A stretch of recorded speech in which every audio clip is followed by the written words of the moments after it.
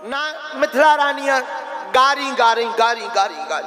अब पंगत बैठी तो पंगत को बारात में क्या परोसा जरा देखना, दाल भात, पहले दाल भात। अच्छा ये अद्भुत बात है, ये जितने भी यहाँ पर लोग बैठे हैं बहुत गंभीर बात है ये। आजकल पंगत होती है शादी की सो पूरी परसी जा, लेकिन राम जी के विवाह में पहले दाल भात। इसका तथ्य क्या है? दाल भात इसलिए परसे गए क्योंकि ये दोनों मिलाकर खाए जाते हैं। दाल को भात को जब एक करो तब खाया जाता है। उसी प्रकार दो परिवार एक हुए हैं, दोनों हिलमिल रहे, इसलिए दाल भात परसी गई। अब आजकल परसत पूरी लुचई सो उमें पहले ही तोड़ा तोड़ी होते, सो ब्याह के बाद लुगाई लुगवा में तोड़ा तोड़ी होते, समधी समधा में होती है, साले बहनों में तोड़ा तोड़ी, साली सराज में तोड़ा तोड़ी होती है। और जब पूरी खवाओ सो पहले ही तोड़ा तोड़ी, जब नेंगई तोड़ा तोड़ी से शुरू हुई है तो जिंदगी भी तोड़ा तोड़ी से ही शुरू होगी। लेकिन राम जी के विवाह में व्यंजन तो सठरस बने, सब कुछ बना, लेकिन पहले दाल भात खवाओ। कैसे खाओ? बोले क्यों? बोले जैसे दाल भात दोनों एक दूसरे में मिलकर तृप्त करते हैं, वैसे ही सियाजू और राघव जू एक दूसरे में मिलकर पूरे विश्व को अपनी कृपा से तृप्त करें। अब देखो ये संस्कार होते हैं। देखो कभी भी हो बुरा मत मानना, अपने पूर्वजों के संस्कार को नहीं छोड़ना चाहिए।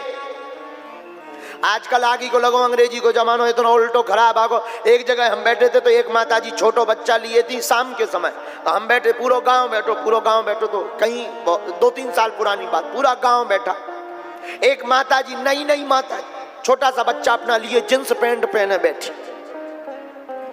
अब बताओ भगवान ही बचावे, आजकल को तो फैशन। हम किसी जींस पैंट, हम ये नहीं कहते कि तुम बदलो, आपकी स्वेच्छा, आप स्वतंत्र हैं, लेकिन हम यही कहेंगे भारतीय नारी जब भारतीय परिधान में हमारी माताएं निकलती हैं तो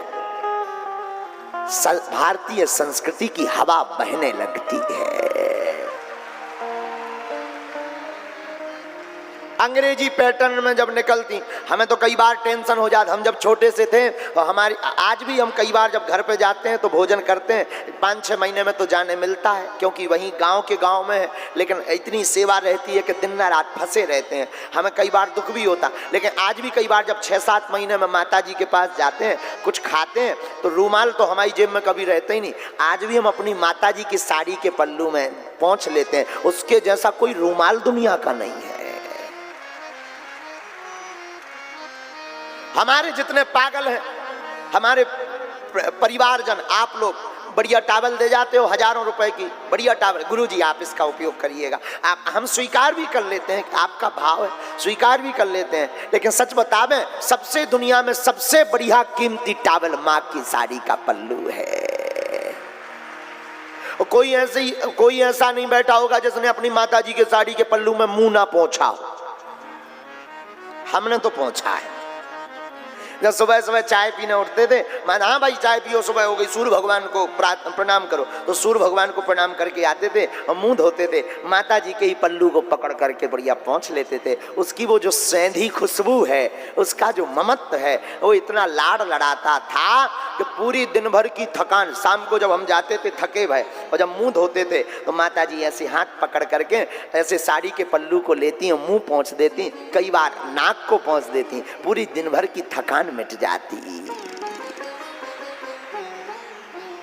हमें तो टेंशन जा होने लगत कि जो जींस पैंट पहने वे कैसे मुंह पोंछे। हमें और कोई टेंशन नहीं है, जो माताजी जींस पैंट पहने वे अपने बच्चों को मुंह कैसे पोंछे, भगवान ही बचा दे। अब तो हम बता रहे थे, 3 साल पहले हम एक गांव में बैठे, रात को समय, चांद निकलो, लड़का छोटा सा लिए जींस पैंट पहने, देवी जी भगवती तो भद्रकाली, अब भद्रकाली का यहाँ का माता जी के नाम से का यहाँ जोड़, एक जने बहन जी बैठी शाम हुआ, शाम के समय की बात है, शाम संध्या बेला की बात, सब लोग दर्शन करने आए थे, कौआ भी 2-4 बैठे थे वहीं, तो वो बच्चा रोने लगा, तो पता है वो क्या बोली, चुप हो जा, कौआ मामा आएगा, कौआ मामा आएगा। बताओ, कौआ मामा आएगा। हमें आज भी याद है, हमें बड़ी हंसी आई। हमने बुलाया, हमका बहन जी इधर आओ। हमका चंदा मामा तो हमने बहुत सुना, कौआ मामा पहली बार सुना है। पर लेकिन हमने जब उन्हें गौर से देखा, हमने कहा नहीं तुम्हारा भाई हो ही सकता है कौआ, उसमें कोई संदेह नहीं। हम समझ गए क्योंकि पूरा ब्यूटी पार्लर का कमाल था पूरा। तो हम कहे नहीं आपने ठीक बोला है, कौआ मामा आएगा, आएगा, आज नहीं तो कल आएगा, कौआ मामा आएगा। अब बताओ जब माताएं ऐसे संस्कार देंगी तो बच्चे पे क्या प्रभाव पड़ेगा, क्या प्रभाव पड़ेगा। तो हम आपको सिद्धांत के रूप में निवेदन करना चाह रहे हैं, मेरी माँ, मेरे पागलों, अपनी जिंदगी में अपने प्राचीन संस्कारों को मत भूलना। जो हमारी संस्कृति और संस्कार है यही हमारी असली संपत्ति है। अंग्रेजी के चलन में हेलो हाय में तुम सीताराम कहना मत भूलना। अंग्रेजी की बैठन में तुम जमीन को पकड़ना मत भूलना। अंग्रेजी के रिश्ते नाते ब्रदर मदर फादर में माँ बाबू दद्दा दाई कहना मत भूलना। अंग्रेजी के स्वभाव में खाने पीने इडली डोसा चाउमीन चुंगी, इस चक्कर में तुम अपनी घर की जुंडी की रोटी चना की भाजी खाना मत भूलना।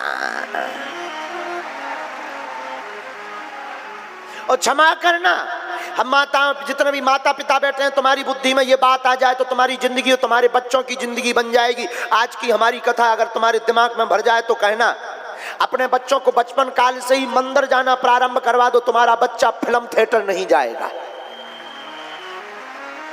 आज से ही प्रण करो, अपने बच्चों को प्रतिदिन शालिग्राम भगवान, गुरुजनों का, संतों का, गंगा का चरणामृत पान करवाना प्रारंभ कर दो। अपने बच्चों को प्रतिदिन उसकी महिमा बताना प्रारंभ कर दो, तुम्हारा बच्चा कलारी मदरा पान करने नहीं जाएगा।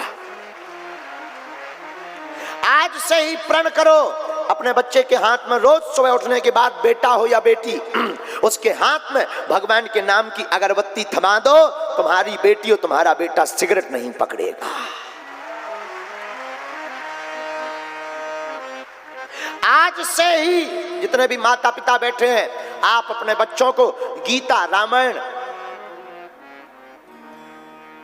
भागवत, पुराण, वेद, स्वामी विवेकानंद, इन महापुरुषों की जीवनियां, अवधूत संतों की जीवनियां, श्री सन्यासी बाबा, इन सब संतों की जीवनियां पढ़ाना प्रारंभ कर दो। आपका बालक, आपकी बालिका कभी भी फिल्मों हीरो को हीरो नहीं मानेगी। भारत के वीर सपूत सैनिक माता पिता और गुरु को असली हीरो मानेगी।